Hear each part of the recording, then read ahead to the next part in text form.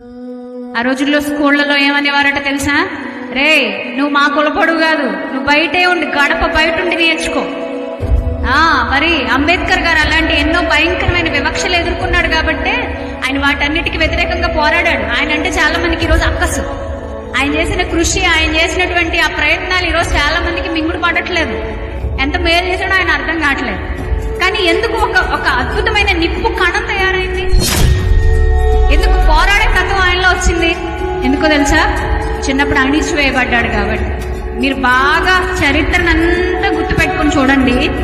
ఏ అమ్మాయి అయినా, ఏ అబ్బాయి అయినా, ఏ పురుషుడైనా, ఏ స్త్రీ అయినా ఎక్కడ అణిచివేయబడుతున్నాడో ఆ పురుషుడు, ఆ స్త్రీ ఖచ్చితంగా లేచి నిలబడతాడు, పోరాటం చేస్తాడు, స్ట్రాంగ్ అయిపోతాడు. చాలాసార్లు అనుకుంటాం దెబ్బలు పడుతున్నాయని. దెబ్బలు పడడం మంచిదే. ఆ దెబ్బలు ఎంత నీకు తగిలితే, ఎన్ని గాయాలు నీకు తగిలితే అంతగా నువ్వు స్ట్రాంగ్